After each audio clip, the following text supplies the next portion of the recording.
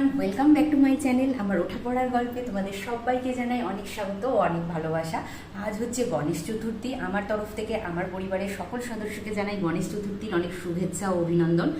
আগের 2 বছরের মতন এই বছরও আমার বাড়িতে গণপতি বাপ্পার সেবা আরাধনা হবে, তো সেটারই প্রিপারেশন কালকে থেকেই চলছে। আজকে এখন বাজে সকাল 8:15। এখন আমি আগে গোপালদেরকে তুলবো, তারপরে গোপালদেরকে বাল্য সেবা দেওয়ার পরে আমি সমস্ত ঠাকুরের স্নানের বিধি এবং গণেশ ঠাকুরের স্নানের বিধি সেরে তাকে নতুন জামা কাপড় পরিয়ে তার বাল্যভোগটা দেবো। আমি গণেশ ঠাকুরকে এর আগের বছর থেকে 3 বেলা করে ভোগ দিই, তো সেটারই মোটামুটি একটু প্রিপারেশন করা আছে, তো সেই নিয়েই আজকের দিনটাকে স্টার্ট করছি। তারপরে আমাদের অ্যাপার্টমেন্টেও আজকে পুজো আছে, আর আরেকজনের বাড়িতে পুজো আছে, সেখানেও নিমন্ত্রণ আছে। তো চলো বন্ধুরা, দিনটাকে এইভাবেই স্টার্ট করা যাক। আই হোপ আজকের ভিডিওটা তোমাদের খুব খুব ভালো লাগবে, তাই না স্কিপ করে দেখার একটা অনুরোধ থাকবে। আগে সকালে উঠে নিজের কথা চিন্তা হতো যে নিজে কিভাবে আজকে সারাটা দিন কাটাবো, কি কাজ করব না করব। এখন সকালবেলায় ঘুম থেকে উঠেই আমার চিন্তা হয়, আজকে দেরি হয়ে গেল, গপুদেরকে কি খাওয়াবো, গপুদেরকে আজকে 4 বেলায় কি ভোগ দেবো, কিভাবে সাজাবো, এই ধরনের। আসলে মা হওয়ার পর থেকে হয়তো প্রত্যেকটা মেয়ের জীবনে কিছু পরিবর্তন আসে। হ্যাঁ, সেটা আমার জীবনেও এসেছে। আর ওরা কিন্তু আমার সন্তান সম না, সন্তানই ওরা আমার। আমি ওদেরকে সন্তান জ্ঞানেই মানুষ করি। সকালবেলায় উঠে চেষ্টা করি ওদেরকে একটু পুষ্টিকর কিছু দেওয়ার, যার জন্য আমি দুধটা ওদের খাবারে রাখি। আর 5টা মা যেমন বাচ্চাদেরকে একটু কঠোর হয়েই দুধটা খাওয়ায়, কেন কি বাচ্চারা তো দুধ খেতে পছন্দ করে না। আমিও ঠিক আর 5টা মায়ের মতনই একটু কঠোর হয়েই আমার বাচ্চাদেরকে দুধ খাওয়াই। আর তার সঙ্গে কোনো দিন বিস্কিট দিই, কোনো দিন এরকম ড্রাই ফ্রুটস দিই, যেদিন যেটা আমার মনে হয় যে ওরা খেতে ভালোবাসবে সেদিন সেই রকমই খাবার দিই। তারপরে এই যে ধূপ দ্বীপ প্রজ্বলিত করে নিয়েছি। আর ওদেরকে কিন্তু এখন ভাদ্র মাসের এত একটা পচা গরম পড়েছে যে এরকম একটা চাড্ডি পরিয়ে আমি ঘুম পাড়াচ্ছি। তারপরে ওদের সেবাটা সেরে নিয়ে আমি এখানে চলে আসলাম গণপতি বাপ্পাকে পাতবো বলে। তো এরকম একটা জল চৌকির মধ্যে আমি সুন্দর একটা লাল রঙের কাপড় পেতে নিলাম, কেন আমার মনে হয় গণপতি বাপ্পাকে না এরকম একটা লাল কাপড়ের উপরেই বসানো উচিত। এই মতন অবস্থাতেই দেখো আমার বারান্দায় কত পায়রা চলে এসছে, আর ওরা কিন্তু প্রত্যেক দিনই চাল খেতেই আসে। তো আমারও নিজের খুব ভালো লাগে ওদেরকে একটু চাল দিতে। তারপরে দেখো এই মানে পাটাটার মধ্যে আমি একটু স্বস্তিক অঙ্কন করে নিচ্ছি। যেভাবে তোমাদেরকে আমি পূজাবিধিটা শেয়ার করেছিলাম সেইভাবেই আমি নিজেও বাড়িতেই পূজা করি।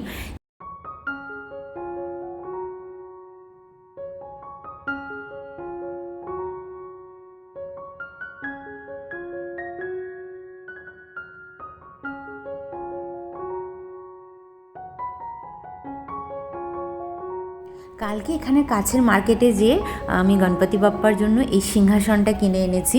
তো মায়েরও এই সিংহাসনটা ভীষণ পছন্দ হয়েছিল, তো মা বললো যে না নিয়ে নিই, এর উপরেই আমরা গণপতি বাপ্পাকে এইবার বসাবো। আর একটু গঙ্গা জল ছিটিয়ে নিলাম আসনের উপরে। এবার এই যে স্নান পাত্রতে আমি লাল চন্দন দিয়ে একটা স্বস্তিক চিহ্ন এঁকে নিচ্ছি। জানো তো স্বস্তিক চিহ্ন, শ্রী চিহ্ন ভীষণই শুভ বলে মনে করা হয়। আর শিব পুজোতে অবশ্যই ওম চিহ্নটাকেও খুবই শুভ বলে মনে করা হয়। আর গণপতি বাপ্পার এই স্বস্তিক চিহ্নটা অঙ্কন করার পরে তারপরে আমি গণপতিকে এখানে স্থাপন করি। আজকে যেহেতু বাপ্পার জন্মদিন না, তাই আমি এখানে পঞ্চামৃত করেছি। আর এই জলটার মধ্যে আমি একটু অঘরু আর গোলাপ জল মিশিয়ে নিচ্ছি। তারপরে দূর্বা আর গোলাপের পাপড়ি তো অবশ্যই দেব। আজকের দিনটা যেহেতু বাপ্পার জন্মদিন, তো আমরা একটু চাই বাপ্পারও স্পেশাল ফিল হোক। আর বাপ্পাও খুব সুন্দরভাবে আজকে সাজুক এবং সুন্দরভাবে তিনি আমাদের বাড়িতে বিরাজ করুন ঋদ্ধিমা আর সিদ্ধিমার সাথে, যাতে আমাদের সকলের জীবনে সিদ্ধি এবং ঋদ্ধির কোনোদিনও অভাব না ঘটে। তো এইভাবেই আমি আমার ছোট্ট করে ঘরোয়াভাবে পুজোটা দিই। আর তোমাদের কেমন লাগবে সেটা অবশ্যই আমাকে বলো। এখানে আমি গণপতি বাপ্পাকে পঞ্চামৃত দিয়ে স্নান করিয়ে নিচ্ছি। আর আমার পরে কিন্তু আমার মাও গণপতি বাপ্পাকে পঞ্চামৃত দিয়ে স্নান করিয়েছিল। এই সময় ভীষণ ভালো লাগছিল, মনে একটা শান্তি অনুভব হচ্ছিল। আর নিজের হাতে যতটা ঠাকুরের জন্য করতে পারি আমার নিজের ভীষণ ভালো লাগে। আর পুরোহিত দ্বারা পুজো করালে একটা হয়, কিন্তু তাছাড়াও আমার নিজে যখন আমি পুজো করি না তখন আমার ভীষণ বেশি ভালো লাগে।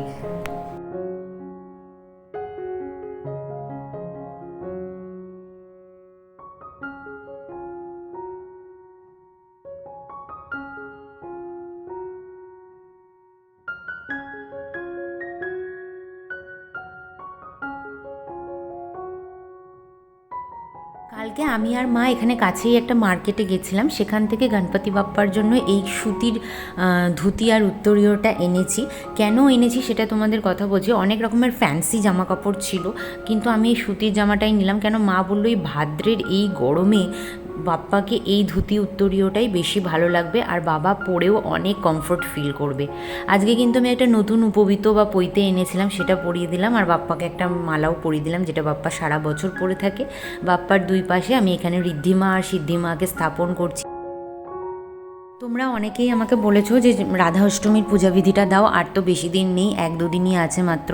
তো আমি একটা কথা বলি, বুধবার দিন রাধা অষ্টমীর পুজো আছে সেটা আমি জানি, কিন্তু গণপতি বাপ্পার পুজোর জন্য একটা বেশ অনেক দিনকার আমার আয়োজন চলেছে, যার জন্য আমার শরীরটা আসলে একদমই খারাপ আছে। তো খুব তাড়াতাড়ি আমি তোমাদের জন্য রাধা অষ্টমীর পূজাবিধিটাও আনবো, একটু ধৈর্য ধরো, আমি পুজোর আগেই তোমাদেরকে রাধা অষ্টমীর পূজাবিধিটা দিয়ে দেবো। তিলক করানোর পর বাপ্পাকে আজকে আমি একটা মালা পরিয়ে দিলাম। যদিও ঠাকুরের জন্য কোনো কিছু কিনে আসলেই বলতে হয় না, তবুও না আমি একটা কথা বলতে বাধ্য হচ্ছি, আমাদের এখানে ফুলের দাম অত্যন্তই চড়া, এবং প্রত্যেকটা জিনিস ভীষণ মানে কি বলবো অনেক অনেক দাম দিয়ে কিনতে হয়। এই যে দেখো আজকে ছোটো মালাটা কিনেছি, এটা আজকে 20 টাকা আমার কাছে দাম নিয়েছে, পদ্ম 30 টাকা। তোমাদের ওখানে ফুলের কীরকম কী দাম আমাকে অবশ্যই লিখে জানিও। প্রত্যেকটা জিনিস মনে হচ্ছে আগুন হয়ে গেছে, তাহলে মধ্যবিত্ত পরিবাররা কিভাবে পারবে আমি এটাই ভেবে পাই না। এত এত যদি ফুলের দাম হতে থাকে, তাহলে একটা সময় হয়তো দেখা যাবে যে আমরা ফুল ছাড়াই ঠাকুরের পুজো দিচ্ছি।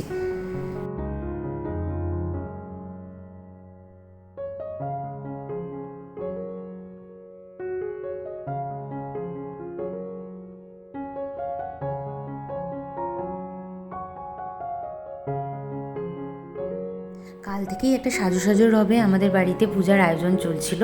আর কালকে আমি ভাই আর মা যে বড় লাড্ডুটা নিয়েছি, এই লাড্ডুটা কিন্তু বেশ বড়, আমার একটা হাতের মাপের, আর তার সঙ্গে মা করেছিল নারকেল নাড়ু, তো তাই দিয়ে আমরা আজকে সকালের বাল্যভোগটা ঠাকুরকে দিয়েছি। আর দূর্বা দিয়ে সমস্ত কিছু ভোগ নিবেদন করার পরে আমরা আরতি করে নিয়েছিলাম বাপ্পার।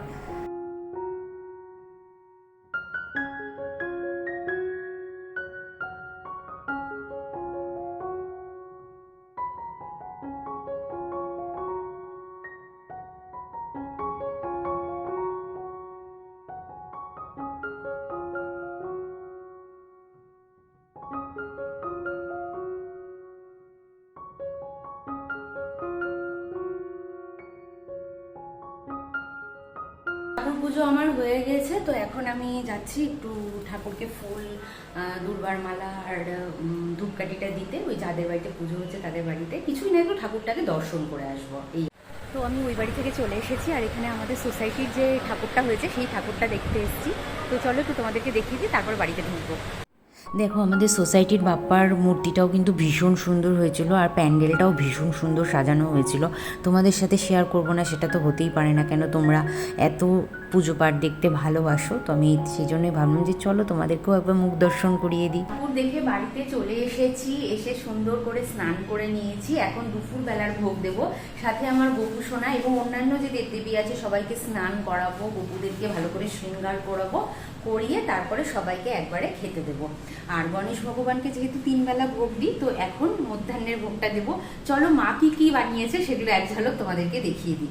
তো মা এখানে করছে পনিরের তরকারি, এখানে আটা মাখা আছে, লুচি হবে, আর এটাতে হচ্ছে ডাল আছে।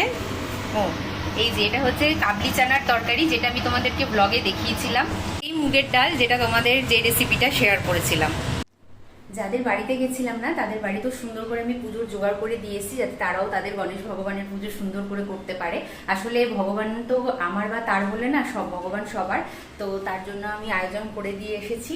আর একটাই ভালো লাগছে যে আজকে আমার হাত দিয়ে 2 জায়গাকার গণেশ ভগবানই সেবা নিয়েছেন। এরকম তোড় লাগিয়ে দিলাম, ধরো বাইরে থেকে দেখাই তোমাদের। দরজার সামনেটা ঠিক এরকম লাগছে দেখতে। এত কাজের মধ্যেও আজকে কিন্তু গোপু সোনাদেরকে আমার স্নান করাতে দেরি হয়নি। মোটামুটি ওই মনে করো এখন 12:15 বাজে, গোপু সোনাদেরকে স্নান করাতে চলে এসেছি। ওদেরকে ঠিকঠাক মতন স্নান করাতে, খাওয়াতে, মানে খাবারটা দিয়ে দিলে না আমার নিজের ভীষণ শান্তি লাগে। তো স্নান করানোর পরে আমি কিন্তু আজকে গনু মামার জন্মদিন বলে ওদেরকে সুন্দর করে নতুন জামা কাপড় পরিয়ে দিয়েছিলাম। তো আমি আর মা কিন্তু এর আগের দিন মার্কেটে যখন গেছিলাম সবার জন্য আমরা নতুন জামা কাপড় কিনেছি, দুর্গাপূজার জন্য, রাধা অষ্টমীর জন্য, এমনকি সামনে লক্ষ্মী পুজোও আছে, তো লক্ষ্মী পুজোর জন্য সবার জন্য সাজ শৃঙ্গারের জিনিস সব কিছু আমরা কিনেছিলাম। আর আমার দেখো লাল আর মুরারি যেন মনে হচ্ছে খিলখিলিয়ে হাসছে নতুন জামা পরে। আচ্ছা, তোমাদেরকে একটা কথা বলি, আমি বললাম যে গনু মামা, কেন কি এর আগের বছর থেকে আমি গণেশ ঠাকুরকে যেহেতু ভাইফোঁটা দিই, তো গণেশ ঠাকুর আমার এমনিতে তো আমরা বাপ্পাই বলি তাকে, কিন্তু কোথাও যে আমি তাকে দাদা বলে মনে করি। তো আমার যেহেতু দাদা, তাই আমার গোপালদের সে মামাই হলো। তাই আমি বললাম যে গনু মামাদের জন্মদিনে তাদেরকে কিন্তু সুন্দরভাবে পরিয়ে দিলাম। আর লাল আজকে কিছুতেই পাগড়ি পরছিল না, যার জন্য ওকে আমি এই মুকুটটাই পরিয়ে দিলাম, ময়ূরপুচ্ছ দেওয়া। ও এমনিতে ময়ূরপুচ্ছ দেওয়া এই মুকুটটা পরতেই বেশি ভালোবাসে।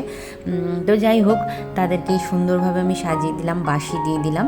আর ওদের জন্য যেগুলো জামাকাপড় কিনেছি এর পরের দিন তোমাদেরকে সেগুলো শেয়ার করব। এখানে দেখো মায়েরও ভোগটা প্রস্তুত হয়ে গেছিলো। মা আজকে না অনেক ভোগ বানিয়েছে, অনেক সকাল থেকে উঠে অনেক পরিশ্রম করেছে। তো এখন ছিল মোদক, পনিরের তরকারি, মুগের ডাল, চানার তরকারি আর ঘিয়ে ভাজা লুচি।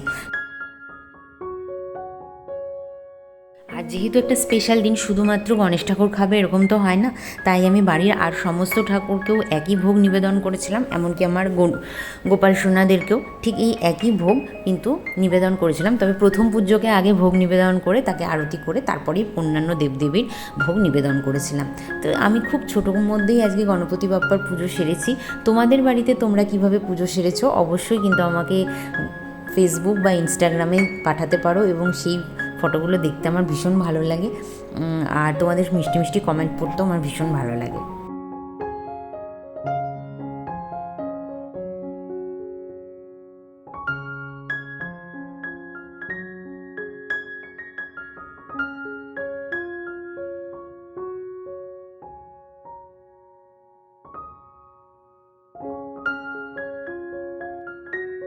কাল রাত থেকেই আমাদের অ্যাপার্টমেন্টটাকে সুন্দর করে লাইট দিয়ে সাজানো হচ্ছিল। আর আজকে দেখো যখন সমস্ত ঘরের লাইটগুলো জ্বলেছে কি ঝলমল করছে। আর বিশেষত আমাদের এই লিলি পন্ডটার নিচে এত সুন্দর লাগছে, আর এই ফোয়ারাটা চারিদিকে একদম আলোময় হয়ে উঠেছে। আর এইদিকে সন্ধ্যা প্রদীপের ব্যবস্থাটা আজকে মাই করেছিল, এখানে গণেশ ঠাকুরের কাছেও প্রদীপ জ্বালিয়ে নিয়েছে। আর এখানে আমার গোপালদেরকে আজকে কি খাবার দেওয়া হচ্ছে চলো তোমাদেরকে দেখাই। গপুদের জন্য মিল্ক শেক নিয়ে এসছে। আসলে মিল্ক শেকটা অনেক যুদ্ধ করে খুলতে হয়েছে গপুদের জন্য, কেন কি মিল্ক শেকের মুখটা খুব বাজে অবস্থায় লাগানো ছিল। এই আমার গণপতি আর এই আমার গপুরা আজকে নতুন সাজে সেজেছে। বন্ধুরা, এটা হচ্ছে আমার লুক। আমি সামনে থেকেও তোমাদেরকে দেখাচ্ছি যে কীরকম লাগছে। তো এখন আমরা যাচ্ছি নিচে, সোসাইটিতে প্রোগ্রাম হবে আর গণেশ চতুর্থীর পূজাও হয়েছে, সবটাই তোমাদের সাথে দেখাবো আর শেয়ারও করব। আর এই যে গপুর মামা একটা সুন্দর সাদা কুর্তা পরেছে, থেকে দেখাচ্ছি যে দেখো নীল রঙের জিন্স আর একটা সাদা কুর্তা পরেছে। আর গপুর দিদাকেও দেখাচ্ছি কেমন লাগছে। বিকেলের মানে সন্ধ্যের সেবাটা গপুর দিদাই দিয়েছে, রাতেরটা আমি এসে দেবো। আমাদের অ্যাপার্টমেন্টটা এত সুন্দরভাবে সেজেছিল, ঠিক নিচে নামতেই মনে হচ্ছিল যে দুর্গা পুজো শুরু হয়ে গেছে বোধহয়। হ্যাঁ, গণেশ পুজো থেকেই তো আমাদের বাঙালিদের মনে একটা আনন্দ জেগে যায় যে দুর্গা পুজো আসছে। তবে এই বছর আর সেই আনন্দটা আনন্দের মতন নেই, একটু ম্লান আছে। কেন কি তোমরা সবাই জানো আরজি করে সেই ঘটনাটা এখনও অবধি কিন্তু আমরা ঠিক মতন বিচার পাইনি। গণপতির কাছে এটাই আবেদন যে বাপ্পা তুমি তোমার সমস্ত মেয়েদেরকে রক্ষা করো, শক্তি দিও তাদেরকে সমস্ত কিছু মোকাবিলা করার। আর হ্যাঁ, এই বিচারটা তুমি সুবিচারে পরিণত করো অবশ্যই, আমরা যেন সবাই এই সুবিচারটা পাই। আর তার সাথে সাথে আরেকটা কথাও আমি বলতে চাই, হ্যাঁ এই বছরের পুজোটা সত্যি আমাদের কাছে খুব স্পেশাল। অনেক দিন পরে আমরা হয়তো আনন্দ করার মতন একটা জায়গায় আসতে পেরেছি, এবং অনেক দিন পর হয়তো সব কিছু এনজয় করতে পেরেছি। জীবনের অনেক দুঃখ কষ্টগুলোকে পার করে হয়তো আজকে আমি একটা ভালো জায়গায় সেটেলড হতে পেরেছি। কিন্তু তার মধ্যেও ওই যে শুধু নিজের দিকটা ভাবলে তো হবে না, সমাজের চারপাশে কী ঘটছে না ঘটছে সেটাও কিন্তু অনেক সময় অনেক জায়গায় আমাদেরকে প্রভাবিত করে। এবং এবারের পুজোটাও ঠিক সেই রকমই, যে নিজে ভালো আছি ঠিকই, কিন্তু আশেপাশে যা ঘটনা ঘটছে সেটাতে আর ভালো থাকা সত্যিই যাচ্ছে না। আর এই আমাদের এখানে আমরা মন্দিরে চলে এসেছিলাম, কেন মা আর ভাই ঠাকুরকে দর্শন করেনি। আশেপাশে অনেক স্টল বসেছিল, খাবার স্টল ছিল, তারপরে ছোটোখাটো যারা বিজনেস করেন তারা এসেছিলেন তাদের নিজেদের প্রোডাক্ট নিয়ে। তো আমার ভীষণ ভালো লাগছিল সেই জায়গাগুলো দেখতে। আর তারপরে এখানে আমাদের একটা কালচারাল ফাংশানও শুরু হয়েছিল, তো সেটাও একটু তোমাদের সঙ্গে শেয়ার করে দিলাম। খুব ভালো হয়েছিল কালকের ফাংশানটা, আমরা এনজয় করেছি। আমার থেকেও মা আর ভাই বেশি ভালো করে এনজয় করেছে, তো ওরা এনজয় করলেই আসলে আমি এনজয় করতে পেরেছি। চারিদিকে আলোর রোশনাই ছিল, যেটা আমার নিজের খুব বেশি ভালো লেগেছিল। তো সব কিছুই খুব ভালোভাবে কিন্তু আমরা এনজয় করতে পেরেছি। আমার চোখ মুখের দিকে তাকিও না, সবে আমরা অনুষ্ঠান থেকে বাড়ি ফিরেছি, বাজে রাত 11টা, তাও তো অনুষ্ঠান শেষই হয়নি। তো আমাদের মানে ভাইয়ের একটু মনটা খুঁতখুত করছিল, ওর গোটাটাই দেখে আসার কথা ছিল, কিন্তু যাই হোক অনুষ্ঠান দেখার পরে আমরা আবার আরেকজনের বাড়িতে গেছিলাম, যাদের বাড়িতে আজকে পুজো হয়েছিল। তো সেই দাদার বাড়িতে যেও আমরা ভোগ প্রসাদ খেয়ে এসেছি, আর গপুদেরকে এখন ভোগ দিচ্ছি, আর রাতের যে গণপতি বাপ্পার যে ভোগটা সেটাও এখন লাগাচ্ছি। চলো তোমরাও দেখবে, একবার দর্শন করে নেবে।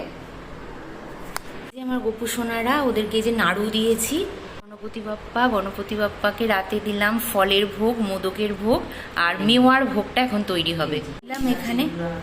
দিলাম এখানে মেওয়ার ভোগ, যে মেওয়াটা আমি তোমাদেরকে দেখিয়েছিলাম দেওয়া। দ্যাট ইজ ইট বন্ধুরা, আজকের মতন এখানেই আমি ভিডিওটাকে শেষ করব। কেমন লাগলো আজকের ভিডিওটা অবশ্যই আমাকে লিখে জানিও। ভিডিওটা ভালো লাগলে লাইক শেয়ার করতে ভুলো না। যারা আজকে আমাকে নতুন দেখছো তারা প্লিজ আমার চ্যানেলকে সাবস্ক্রাইব করে আমার বন্ধু হয়ে যাও, আমার পাশে থেকো। চলো দেখা হবে আবারও একটা সুন্দর ভিডিওর সঙ্গে, হ্যাঁ অবশ্যই রাধা অষ্টমীর ভিডিওর সঙ্গে। ততক্ষণের জন্য তোমরা সবাই খুব ভালো থেকো, সুস্থ থেকো। Tata, bye bye, take care and good night.